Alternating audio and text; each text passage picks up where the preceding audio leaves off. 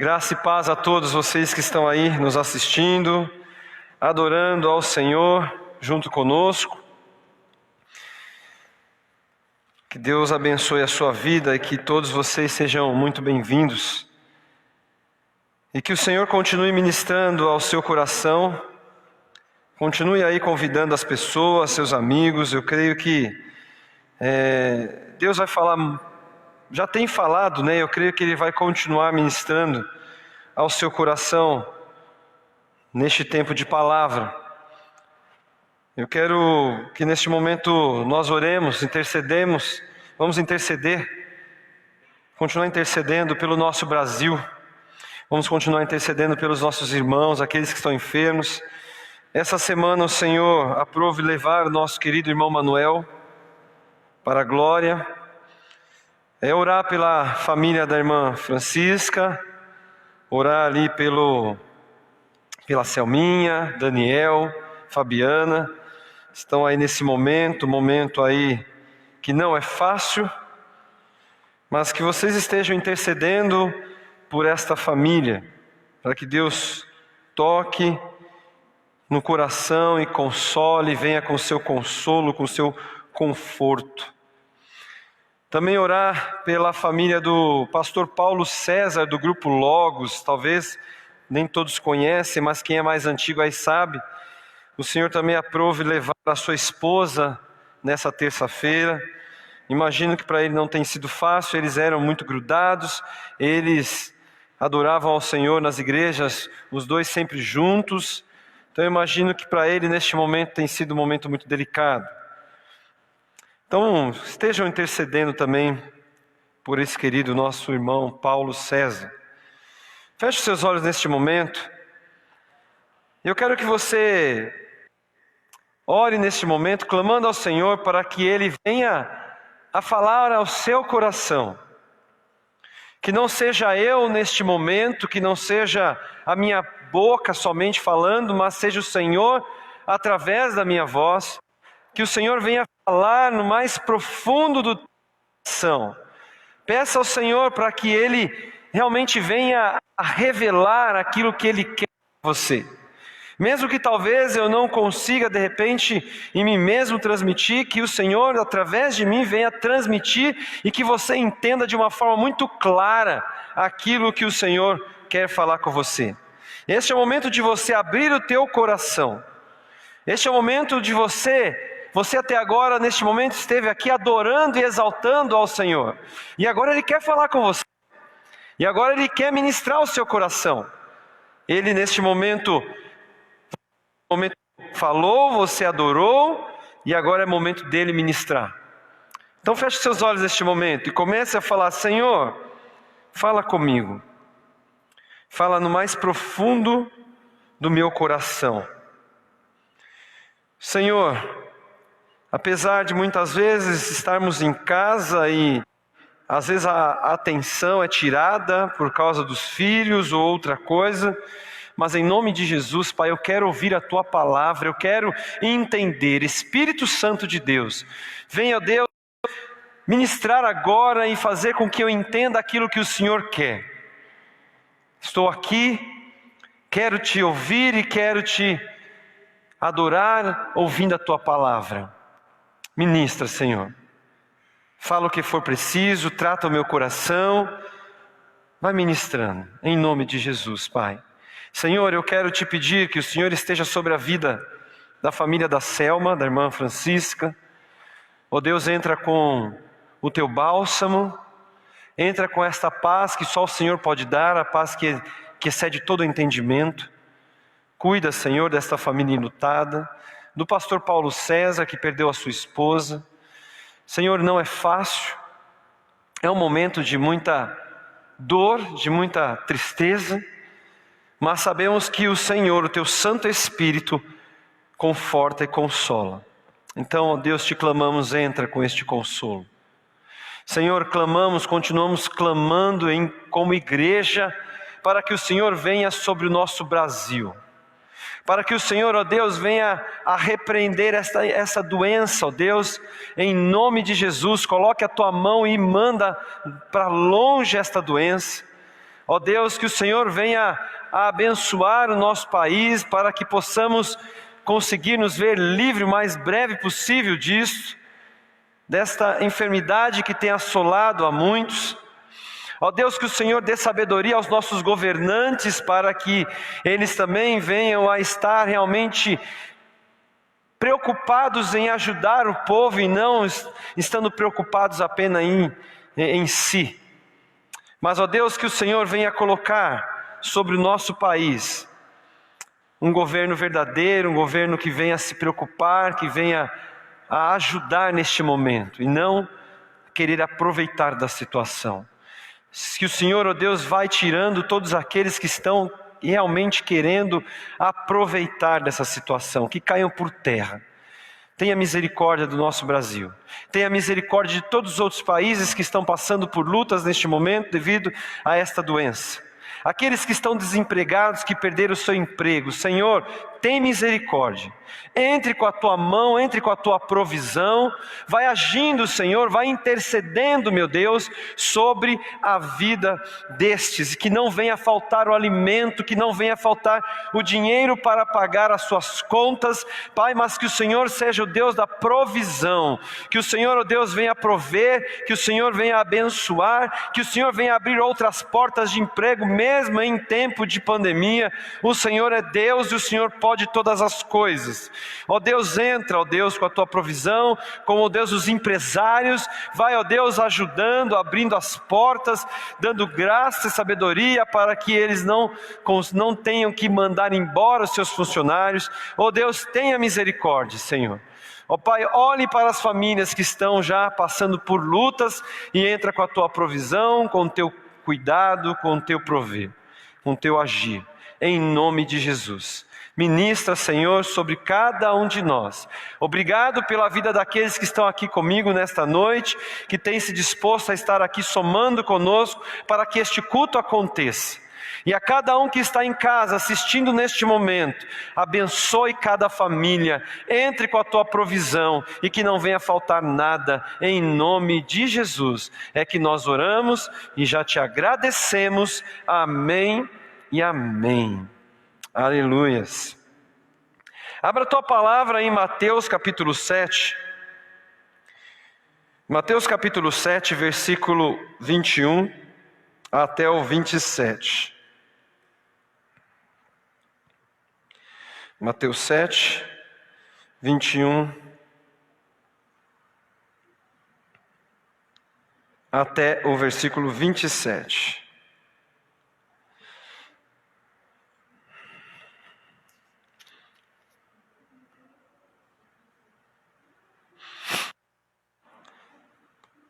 Nem todo o que me diz, Senhor, Senhor, entrará no reino dos céus, mas aquele que faz a vontade de meu Pai, que está nos céus.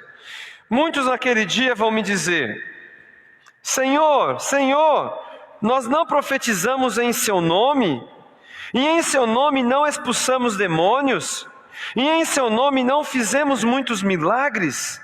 Então lhes direi claramente, eu nunca conheci vocês. Afastem-se de mim, vocês que praticam o mal. Todo aquele, pois, que ouve estas minhas palavras e as pratica, será comparado a um homem prudente que construiu a sua casa sobre a rocha. Caiu a chuva, transbordaram os rios, sopraram os ventos e bateram com força contra aquela casa, e ela não desabou, porque tinha sido construída sobre a rocha. E todo aquele que ouve estas minhas palavras e não as pratica, será comparado a um homem insensato, que construiu a sua casa sobre a areia. Caiu a chuva, transbordaram os rios, sopraram os ventos e bateram com força contra aquela casa, e ela desabou, sendo grande a sua ruína. Imagine você receber uma resposta de alguém que você já conhece há muito tempo, alguém que você já tem uma grande amizade, Por exemplo, hoje aqui tem o Clóvis, talvez ele seja a pessoa que eu conheço mais antiga, né? Conheço Clóvis, acho que é Clóvis, depois a Ruth. Conheço o Clóvis antes da Ruth, ou não? Ou conheço junto? Quem estudou? Sei lá. Que eu conheço a Ruth também desde a primeira série, né? Você já conhecia? Nessa época? Não lembro. Mas vamos lá. Conheço muitos anos. Muitos anos. Temos uma amizade de muitos anos. Somos do mesmo ministério há muitos anos. Conversamos, brincamos. Também temos alguns estresses, como amigos, como família. Mas chega um dia, o Clóvis vem para mim, me encontra em algum lugar, de repente eu estou andando na rua, estou caminhando para um mercado, alguma coisa assim, e ele cruza comigo. E ele chega para mim e fala: "Ô Ricardo, quanto tempo?" Eu olho para ele e falo: "Eu não te conheço." Qual seria a reação do Clóvis neste momento? Ele olha com alegria, de repente a gente não se vê há um bom tempo, e de repente ele me olha entusiasmado e, cara, quanto tempo, que saudade. Eu olho assim para ele, estranhamente, e falo: "Não te conheço. Quem é você?" Com certeza, Clóvis ia ficar sem graça, ele iria ficar com uma interrogação na cabeça: o que está acontecendo? Iria ficar de repente triste, decepcionado, porque ele iria falar: "Mas como assim? Um cara que eu cresci junto com ele, que brincamos e conversamos, de repente o cara me ignora." E eu falo para vocês, eu tive essa experiência há dias atrás. Uma pessoa que caminhou comigo na minha adolescência, uma pessoa que nós tivemos muita amizade, que me aconselhou muito, que me abençoou muito. E esses dias atrás, depois de muitos anos sem vê-la, e eu pude vê-la, e com muita alegria eu fui até ela, e essa pessoa nem olhou na minha cara, me ignorou. Me respondeu só aquilo que eu perguntei, de uma forma muito seca.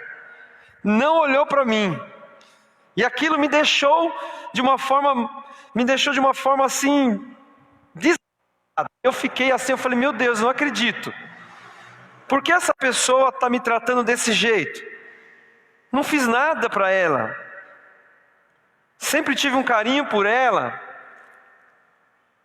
E essa pessoa me ignorou, literalmente, irmãos, ela me ignorou. A Ruth estava comigo e ela viu. A pessoa não fez questão de conversar, não fez questão de falar comigo. É como se ela falasse assim: "Não te conheço, não tenho amizade com você. Não estou te dando essa liberdade para você vir falar comigo." E isso nos deixa de uma certa forma, muito decepcionado. Porque isso demonstra uma rejeição da outra parte. Eu me senti rejeitado. Se eu fizesse isso com Clóvis, com certeza ele ia se sentir rejeitado. E a bem da verdade é que nós não gostamos de ser rejeitados. Ninguém gosta de ser rejeitado ou de ser ignorado, né? Existem até aqueles exagerados que muitas vezes você está no mercado ou você está em algum lugar, de repente você não vê a pessoa de verdade. Essa pessoa passa perto de você, você não vê. Eu mesmo, sem óculos, eu não enxergo de longe. Eu estou olhando aqui o Ed ali, eu só vejo um vulto. Eu sei que é ele porque eu vi ele sentando ali. E quem está aqui eu conheço, mas se eu olhar de longe alguma pessoa na rua, eu não vou saber quem é. Porque, ou se eu vejo o jeito da pessoa, eu conheço, mas não enxergo de longe. De repente essa pessoa olha para mim, eu ignoro, a pessoa já se sente, né? "Nossa, credo, não falou comigo", né? E vira aquela coisa. Porque a gente não gosta de ser ignorado, essa é a realidade. Agora, eu pergunto para você, essa palavra, "eu não te conheço", é uma palavra que o Senhor Jesus trouxe em uma das suas falas com os seus discípulos, dentro dos seus ensinamentos. Nós lemos aqui, no versículo 22. Muitos naquele dia vão me dizer: Senhor, Senhor, nós não profetizamos em seu nome? Em seu nome não expulsamos demônios? E em seu nome não fizemos muitos milagres? Então lhes direi claramente: eu nunca conheci vocês. O tema dessa noite é: eu nunca conheci vocês. É um tema talvez um pouco forte, mas eu quero que você memorize esse tema. Eu nunca conheci vocês. Mas eu quero que você memorize esse tema, não para que você viva isso, mas para que você seja mexido nesta noite e comece a tentar entender algumas coisas. O Senhor, Ele está aqui, desse texto, antes dele falar isso. O Senhor, Ele começa, nesse capítulo, Ele começa falando sobre o hábito de julgar as pessoas. Depois o Senhor, Ele começa a falar sobre a oração, incentivando os seus discípulos a orar. Depois Ele vem falando sobre a porta estreita, onde Ele fala que existem duas portas: a porta larga, de fácil acesso, e a porta estreita, de difícil acesso. Depois Ele entra falando dos falsos profetas que já existiam naquela época, alertando os seus discípulos sobre estes que iriam vir para atrapalhar o Evangelho de Deus e o verdadeiro Evangelho, como hoje também não é diferente. E então depois Ele entra falando sobre o reino dos céus, e aí Ele entra falando sobre a questão de quem vai entrar no reino de Deus. É bem verdade que todos nós cremos que estaremos um dia com Cristo. É bem verdade que todos nós cremos que estaremos no céu. Essa é a nossa esperança. Mas a pergunta que eu te faço hoje é: Jesus te conhece de verdade? Jesus realmente te conhece? Se Jesus hoje aparecesse aqui, Ele poderia olhar para você e falar: Clóvis, André, Ed, Ruth. Será que Ele poderia olhar e falar: eu conheço vocês? Ou Ele iria olhar estranhamente para cada um de vocês e iria falar: não te conheço? Tenta imaginar, vamos tentar imaginar algo que a gente não quer que aconteça. Mas tenta imaginar o Senhor Jesus de frente a você, olhando e falando: eu não te conheço. É muito forte. É muito forte. E é muito desesperador imaginar esta possibilidade. Jesus estava vivendo num contexto onde judeus, fariseus, faziam tudo para fazer boas obras. Eles ensinavam sobre as boas obras, eles falavam sobre isso, eles eram totalmente pessoas que cumpriam a Torá, as leis, eles lutavam para cumprir aquilo, eles brigavam por isso.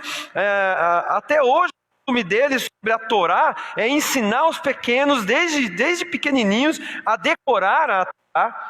Porque para eles os mandamentos é tudo, é o mais importante, é fazer o bem, é cumprir essa religiosidade. Eles eram totalmente, ou eram, não são até hoje, exigentes, rigorosos para com a Torá, para com essas questões, para com a bondade, porque eles acreditam e acreditavam naquela época que através da bondade, através deles fazerem o bem, eles iriam estar garantidos no céu. E não é diferente hoje, porque muitos de nós somos enganados pensando que se eu fizer o bem, se eu abençoar a vida das pessoas, se eu levantar várias cestas básicas, doar alimentos, eu estou com a minha entrada no céu garantida. Muitos de nós vivemos uma religiosidade, como eu já falei aqui, onde se eu falar: eu vou todos os domingos para o culto, eu sou fiel nos cultos, eu vou nas quintas-feiras, eu participo dos eventos, eu sou fiel, eu estou garantido no céu. O Senhor Jesus está querendo dizer aqui, quis dizer naquela época, que não é isso que leva as pessoas para o céu, não é a religiosidade que leva para o céu, não é o ficar julgando aqueles que estão lá fora que leva para o céu. E eu quero desafiar você hoje a não pensar em ninguém a não ser em você. Não comece a pensar: fulano, cicrano, eu acho que fulano não vai para o céu, eu acho que cicrano também não vai, olha a vida dele. Não, essa noite quero te desafiar a você avaliar a sua vida e você realmente fazer uma autoavaliação e pensar: se Jesus me visse agora, Ele iria me conhecer? Só me conhecer. Como que eu faço para essa pessoa saber tudo de mim?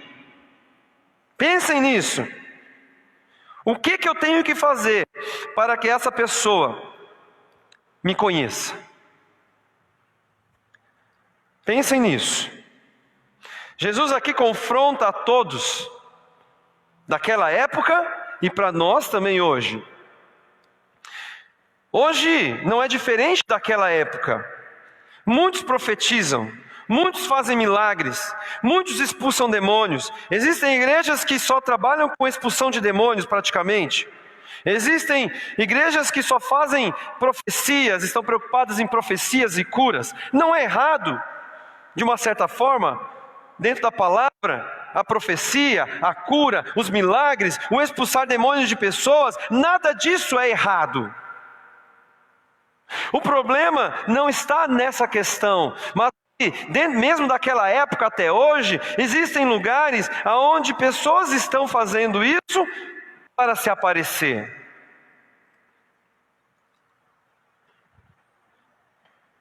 Hoje, como antigamente, muitos de nós queremos nos mostrar espirituais com as nossas... As pessoas têm que ver.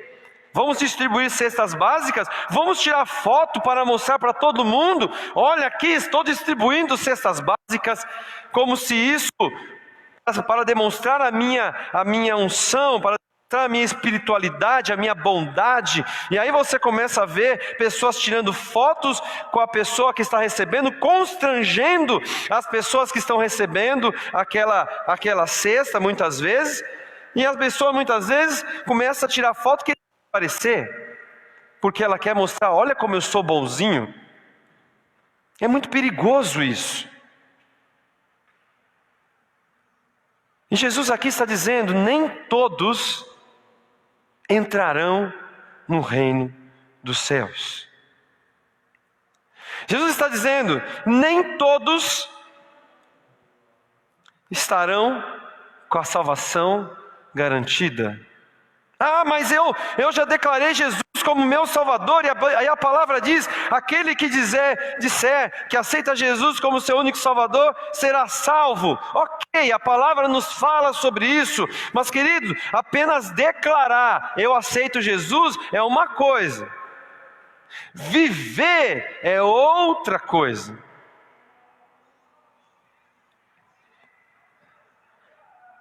O reconhecimento de Jesus não será pelas minhas boas ações em primeiro lugar. A salvação, ela não é ganha por esta atitude de boas ações. Quando eu sou salvo, verdadeiramente salvo, automaticamente eu irei produzir boas ações. Não é o contrário. Vou fazer boas ações para garantir a salvação. E as pessoas estão confundindo. Nós temos que garantir a nossa salvação. Nós temos que entender: Jesus me conhece. Jesus realmente vai olhar para mim e falar: Ricardo, eu te conheço, entre no meu reino. Para que eu tenha essa certeza, queridos, automaticamente eu tenho que buscar a salvação, porque através disso, aí sim as outras coisas vão acontecer. Eu não vou conseguir ser uma pessoa salva sentado numa cadeira, sem fazer nada. Quando eu recebo a salvação de Cristo, automaticamente automaticamente eu vou ser incomodado pelo Espírito Santo para agir, para fazer, para trabalhar. Não tem como um verdadeiro salvo em Cristo Jesus ficar sentado sem fazer nada. Não tem como, queridos. Entenda isso. O verdadeiro salvo, ele não tem como ficar inerte dentro deste mundo. O verdadeiro salvo, ele vai viver de uma forma que ele vai ficar inconformado, porque a palavra fala: não vos conformeis com este mundo, mas transformai-vos pela renovação da vossa mente. Ou seja, eu não vou me conformar em ficar sentado, mas eu preciso fazer algo, eu preciso trabalhar, eu preciso abençoar, eu preciso fazer a diferença. É isso que faz o verdadeiro salvo. Efésios capítulo 2, versículo 8 a 10 diz o seguinte: porque pela graça sois salvos. Pela graça sois salvos, não é pelas boas ações que eu sou salvo. Pela graça sois salvos por meio da fé. E isso não vem de vós, é dom de Deus. Não vem das obras para que ninguém se glorie, porque somos feitura sua, criados em Cristo Jesus, para as boas obras, as quais Deus preparou para que andássemos nela. Não vem das obras, a palavra nos diz isso, não vem das obras. 2 Timóteo 1,9 fala que nos salvou e chamou com uma santa vocação, não segundo as nossas obras, mas segundo o seu próprio propósito e graça que nos foi dada em Cristo Jesus antes dos tempos dos séculos. Jesus deixa claro que só será conhecido aquele que faz a sua vontade. Para você ser conhecido por Deus, precisamos fazer a vontade dele. A palavra diz também em João 10, 14: eu sou bom pastor e conheço as minhas ovelhas. Eu conheço as minhas ovelhas, preste atenção. Eu sou bom pastor, Jesus está dizendo assim: eu sou bom pastor e conheço as minhas ovelhas, e das minhas ovelhas eu sou conhecido. Veja só, se eu ignoro a vontade de Deus, automaticamente eu não serei conhecido, porque a palavra fala que eu tenho que fazer a vontade de Deus. O verdadeiro salvo, ele faz a vontade de Deus. Se eu ignoro esta vontade, automaticamente eu não vou ser conhecido, porque eu estou ignorando a Jesus, eu estou virando as costas para aquilo que Ele manda eu fazer. Agora, se eu faço a vontade dEle, aí eu serei conhecido, porque eu estou ali fazendo aquilo que Ele está pedindo, e isso chama a atenção dEle. E o que é a vontade de Deus? Em primeiro lugar, obediência. Fazer a vontade é obedecer. Obedecer a sua vontade é deixar a religiosidade de lado. Porque eu estou muitas vezes confundindo a vontade de Deus com a religiosidade. Religiosidade não leva ninguém para o céu. Fazer ser fiel nos usos e costumes de uma religião, queridos, isso não te garante que Ele vai dizer: eu te conheço. Está claro aqui. Curar, fazer milagres, falar em línguas, profetizar, isso não garante que as pessoas entrarão no reino dos céus. Então talvez você fale assim: nossa, mas como pode? Eu vejo igrejas aí dando um mau exemplo, mas eu vejo ali as pessoas sendo curadas, as pessoas isso, as pessoas aquilo. Querido, eu acredito que Deus pode curar, que Deus pode ajudar pessoas dentro de igrejas que talvez a pessoa, o responsável pela igreja, tenha uma má índole. Não estou aqui julgando ninguém, mas pode acontecer de ter pessoas que só pensam em dinheiro, igrejas que só pensam em arrancar dinheiro das pessoas humildes. E você fica inconformado muitas vezes: mas como pode? Ali está lotado, como pode? Ali ter pessoas sendo curadas, como pode? Pode acontecer milagres ali, sim. Pode acontecer curas, sim. Agora, que esses que operam esses milagres, que esses que operam curas vão ser conhecidos por Deus, eu já não sei. Porque o que Deus quer em primeiro lugar é que você obedeça. Você tem que entender que você pode falhar. Eu tenho que entender que eu estou aqui hoje, mas eu sei que eu posso falhar, eu posso errar. Mas como Davi fez, Davi foi um segundo de Deus porque ele errou, ele pecou. A Bíblia deixa bem claro, o pecado de Davi foi um pecado feio, foi um pecado que você olha e fala, nossa, como ele pôde fazer algo assim? Mas a diferença é que ele pecou, mas ele reconheceu o seu erro e ele se arrependeu. E ele teve a humildade de clamar misericórdia por Deus. Ou seja, Davi, mesmo falhando, ele fez a vontade de Deus, porque quando ele errava, ele voltava atrás, se arrependia. O problema é que muitas vezes o meu coração está inerte a isso, o meu orgulho está inerte a isso, e eu falo, não, eu não errei, eu não fiz, eu sou assim, eu sou espiritual. Queridos, tome cuidado com isso. A religiosidade tem levado muitos para baixo, para o inferno. Deus não quer de nós obras espetaculares. Deus não quer ver você mostrando o que você faz. Olha, eu estou aqui, olha como eu sou espiritual, olha como eu sou isso. Queridos, tome cuidado com isso. Os fariseus faziam isso. Os fariseus, eles eram mestres em fazer isso. A palavra diz: quando, pois, deres esmola, não faça tocar trombeta diante de ti, como fazem os hipócritas nas sinagogas e nas ruas, para serem glorificados pelos homens. Em verdade vos digo que já receberam o seu galardão. E quando orares, não seja como os hipócritas, pois se comprazem em orar em pé na sinagoga e as esquinas das ruas, para serem vistos pelos homens. Em verdade vos digo que já receberam o seu galardão. E quando jejuardes, não vos mostreis contristados como os hipócritas, porque desfiguram os seus rostos, para que aos homens pareça que jejuam. Em verdade vos digo que já receberam o seu galardão. Jesus está falando aqui dos hipócritas daquela época. Jesus está falando aqui que existia pessoas que faziam questão de mostrar o que eles faziam, porque eles achavam que aquilo os levava para o céu. Então quando eles oravam, quando eles jejuavam, eles faziam questão de mostrar: nossa, como eu estou mal, eu estou jejuando, olha, já tenho dias jejuando. Ele fazia aquela cara de acabado, porque olha como eu sou espiritual, olha, eu estou tantos dias, fazia questão. O Senhor Jesus fala: eu não quero que você mostre para ninguém o que você está fazendo.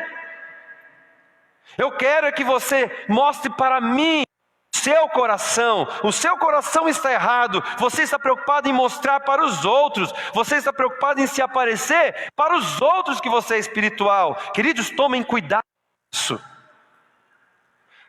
porque o que Deus quer de nós é o que nós fazemos para Ele, somente para Ele, não importa os outros. Você pode muito bem abençoar uma vida sem essa pessoa nem saber. Você pode muito bem, de repente, transferir um dinheiro para a conta dessa pessoa, querendo abençoar ela, sem ela precisar saber. Mas o que a gente quer hoje? Não, eu vou mostrar, porque eu quero ser elogiado também. Eu quero que as pessoas vejam que eu sou bonzinho. Olha a bênção que eu fui, olha como eu fiz. Queridos, tomem cuidado, porque isso não leva ninguém aos céus. Voltando ao versículo 22 de Mateus 7. A palavra fala que algumas pessoas, Jesus usou o exemplo, muitos naquele dia vão dizer: Senhor, nós profetizamos em seu nome, expulsamos demônios em seu nome, não, a gente fez um monte de milagres. Vamos lá, vamos usar esse exemplo, vamos usar esses exemplos aqui para as nossas vidas, para as verdadeiras atitudes que nós deveríamos fazer. E essas atitudes são atitudes aonde demonstram que o Senhor pode nos conhecer. Ao invés de profetizar, ao invés de querer mostrar, e eu repito aqui, queridos, isso aqui não é que o Senhor está excluindo, desmerecendo profetizar, desmerecendo expulsar demônios, não, isso tem que acontecer. A cura Deus faz até hoje ainda, sim, Deus faz.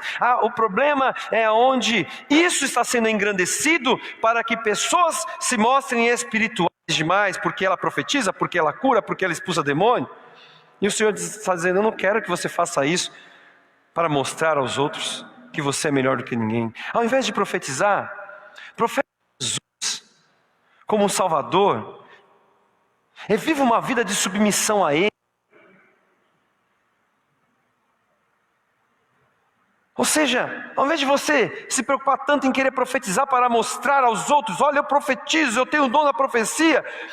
Faça isso, todo mundo pode fazer. Professe Jesus como Salvador e viva em submissão a Ele, porque não adianta eu dizer aos outros: olha, Jesus salva, viu? Aceite Jesus, mas eu não vivo uma vida para obedecê-lo. Eu preciso dizer e profetizar às pessoas que existe um Jesus que salva. Eu preciso declarar: querido, tem uma solução para você. Jesus pode te salvar, Jesus pode te restaurar. Mas esse Jesus que eu estou te falando, eu sigo, eu sou submisso a Ele. Faça como eu, seja submisso a Ele. Isso é uma palavra muito mais poderosa do que qualquer profecia. O texto fala de expulsar demônios. Nós expulsamos demônios, Senhor. Expulsa. Sabe o que nós precisamos fazer? Expulsar dos nossos corações a cobiça, a inveja, o ódio, a fofoca. Expulsar essas coisas do nosso coração valem muito mais do que qualquer exorcismo.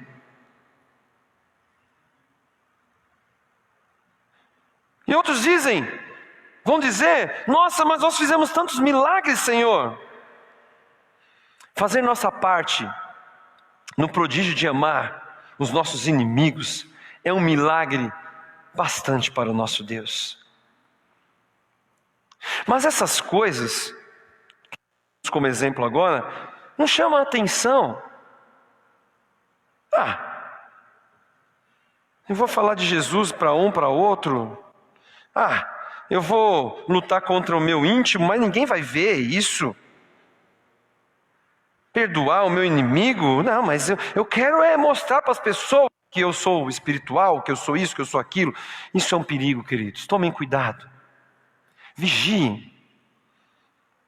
Porque muitas vezes nós estamos exaltando tantas coisas, enquanto eu, Ricardo, preciso entender que o Senhor quer ver aqui dentro o meu secreto, a minha intimidade com o Pai.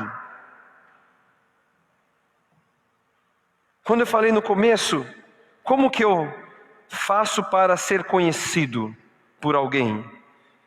Criando uma intimidade. Existem pessoas que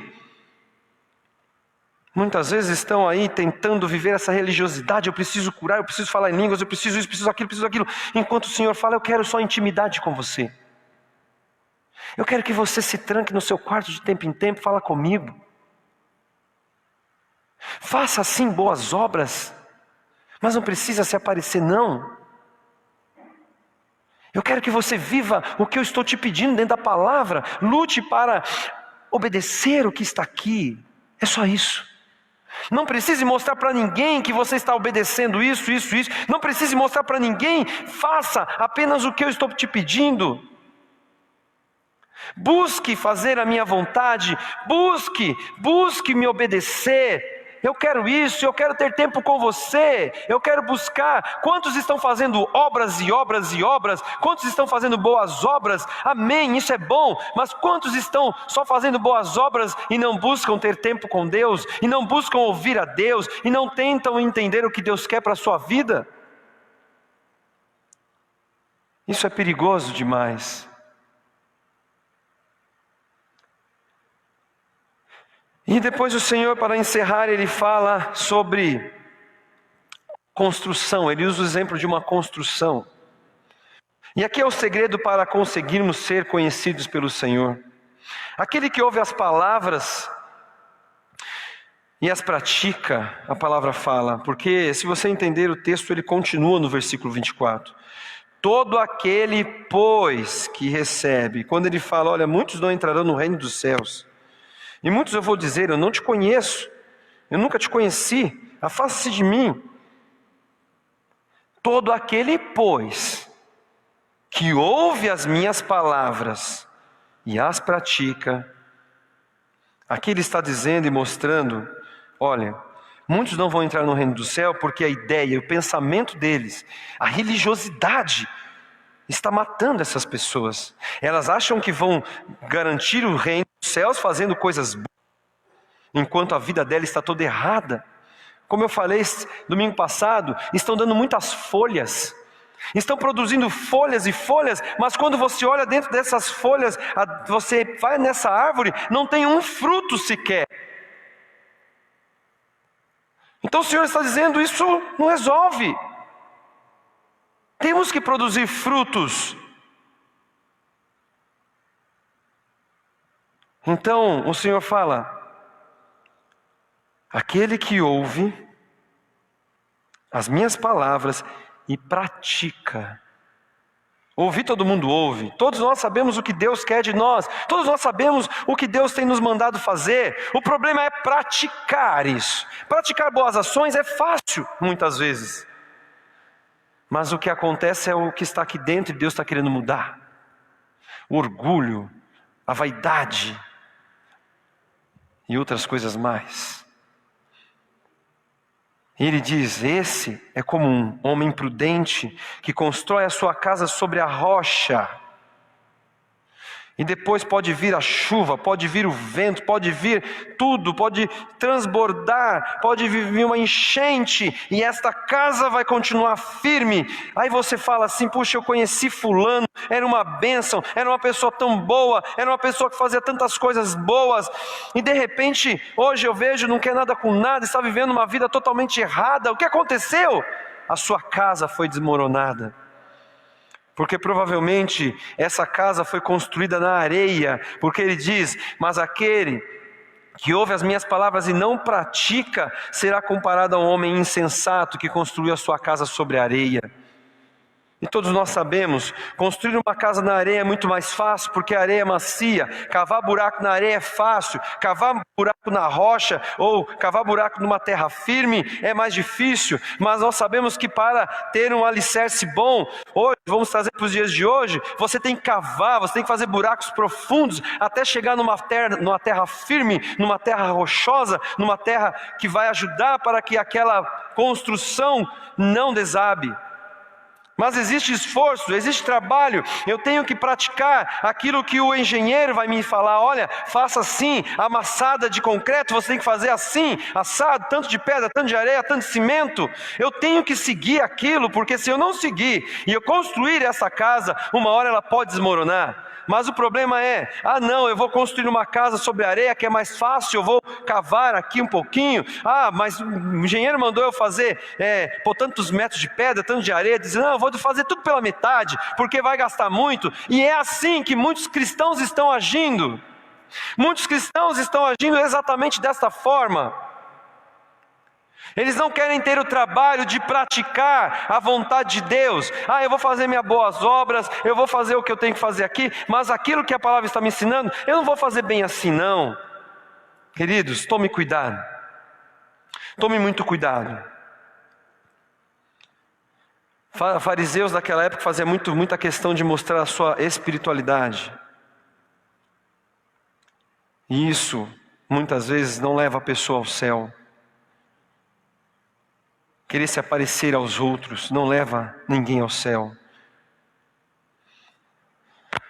Aonde você está construindo a sua casa?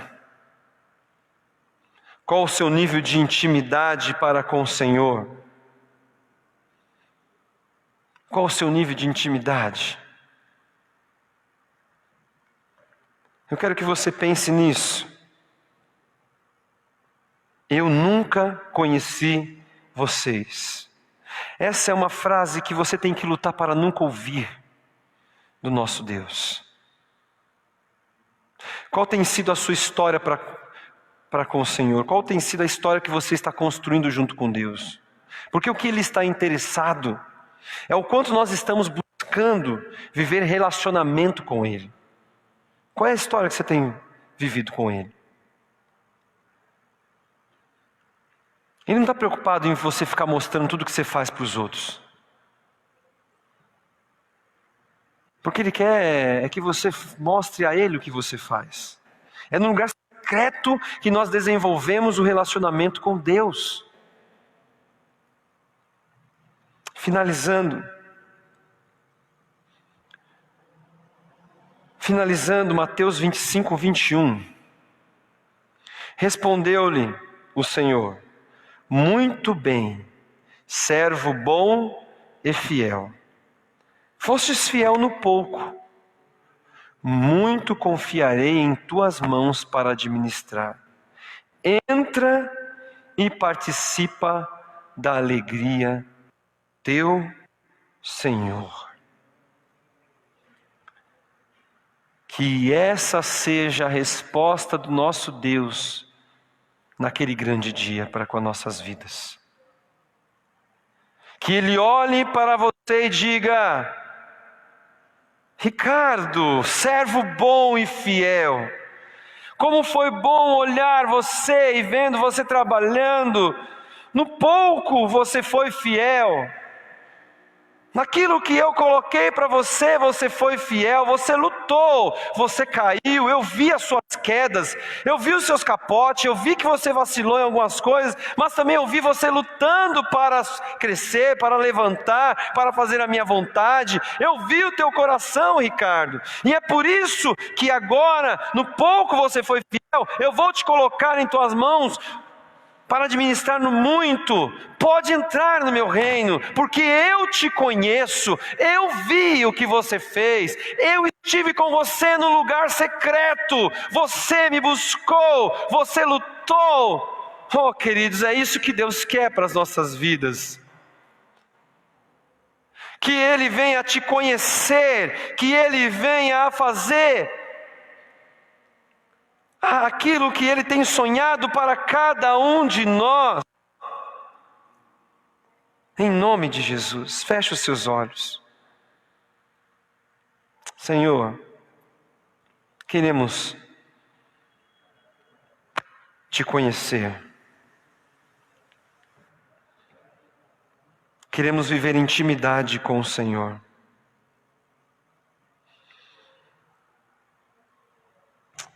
Eu particularmente, eu te peço e eu quero viver de uma forma onde eu possa realmente entender que o Senhor está me conhecendo. Entender que o Senhor está olhando para mim. Eu quero te pedir, ó Deus, que o Senhor venha sobre a minha vida e a vida de cada um que está nos assistindo, nos ouvindo. Tira de nós a religiosidade. Tira de nós, ó Deus, toda a religiosidade. A religiosidade tem matado as pessoas.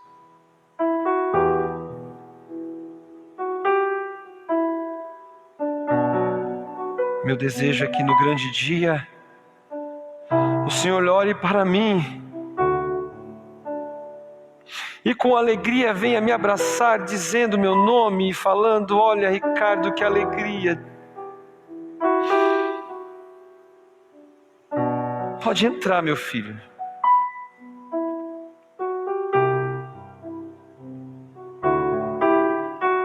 E que assim seja na vida de cada um de vocês, esse desejo de realmente estar preocupado em que o Senhor te conheça de verdade.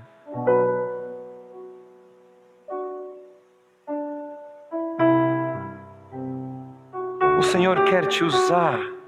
O Senhor não precisa de você, não precisa de mim para nada. Ele é autossuficiente. Ele não precisa dos seus dons. Mas Ele, pelo teu amor, pela tua graça, Ele quer te usar. Ele quer te dar a oportunidade para que você, sim, faça o bem aos outros. Que você, sim, tenha boas ações. Mas Ele quer que você entenda que isso não é o principal é a intimidade, é a obediência, é fazer a vontade dEle, viver para Ele e servi-lo sempre. E eu te clamo, Pai, que nesta semana nós possamos viver isso com intensidade. Nós possamos lutar para viver esta intimidade, entrar no secreto, falar contigo e se preocupar em primeiro lugar no que o Senhor está vendo de mim. Em nome de Jesus, Pai, nos ajude a viver esta intimidade contigo. Arranque de nós a religiosidade, arranque de nós todos os costumes maus. Que possamos ter um coração quebrantado,